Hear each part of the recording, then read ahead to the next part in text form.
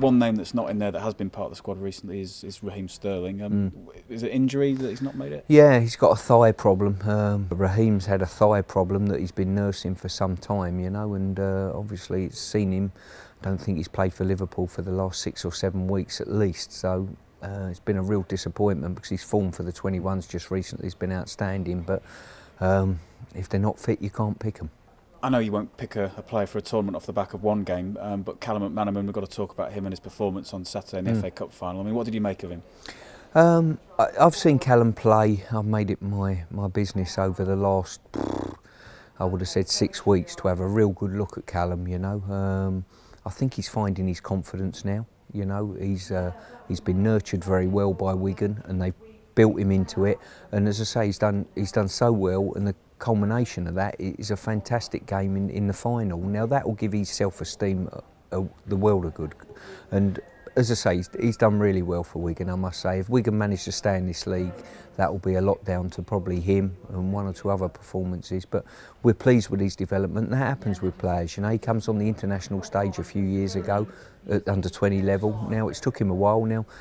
You could say that he's found form at really the right time, just before a major championship, and I've seen fit to take him, even though he's not played under-21 football. And just looking ahead to the preparations, you've got a few players here at St George's Park, and then the entire squad will meet up and fly to Turkey for the pre-camp. How's the preparation? What will you be doing out there in Turkey? Well, what we'd normally do is we work mornings and mornings only, make sure that the week we use there, a la probably Spain, when we've been to Spain in previous tournaments, make sure the team spirit is good, make sure the focus and attention to detail. I think in that period, that week leading up to when you get on the plane and go to Israel, you have to do the bulk of your work in that week, you know. We'll make sure that we don't slog the players physically. The mental aspect of relaxing them is very important at that stage, which we're aware of.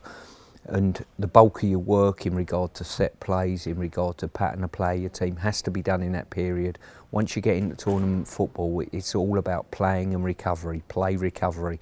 So we've really got a window of maybe 8 or 9 days where we really have to nail down all the things we've been good at over 2 years. And the good thing is, as we found out last time, the last team meeting we had before the last game, we asked the players to deliver the team meeting, and they did, and they know exactly what we as a coaching staff are looking for, because all the things that they do particularly well as a group, you know. So we'll just be brushing up on all those things, drawing the squad together as a group of players, and hopefully, you know, that will flourish by the time we come into Israel.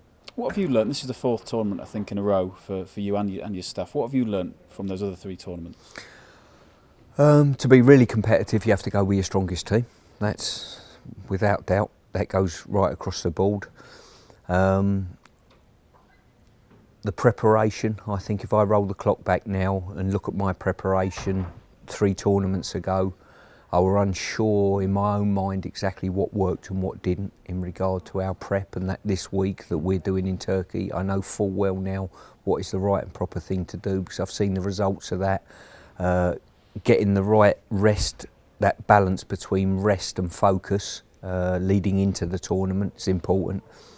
The importance of the whole squad, not just 1 to 11, but 12 to 23, they're the most important players that you probably have, because the one thing you do know is the team that starts the tournament will never be the team that finishes it. That is a fact. I don't think any team's ever relied on just 11 players for every game, certainly not the winning team. So. And little things like making sure you keep your injuries to a minimum, making sure your recovery is right, making sure you don't overcook them at the end of the season when they've had a good 10 or 11 month slog, and getting that real balance right. They're really important things for any team going into a tournament. And what would be a successful tournament?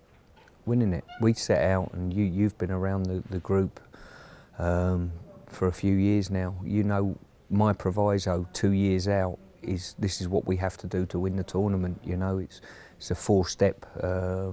You have to, you know, you have to get out your group in qualification. You have to win your playoff. You have to get out your group, and you have to win the final. They're the 4 steps. We've done 2 of those. Now we got a scenario. I think anything less than winning it, I'll be disappointed. I always will be. You know, we've had 3 tournaments in the past that we've all learnt things from. It's good, I think, to look back 2 years in hence and look and see the development of where certain individual players have gone. You know, roll the clock back 2 years, and if someone would have said to me, Ryan Bertrand will be a Champions League winner, Phil Jones and Smalling would have gone straight into the full England squad. Cole Walker would be in your full England squad, and various other players that have gone on to achieve things.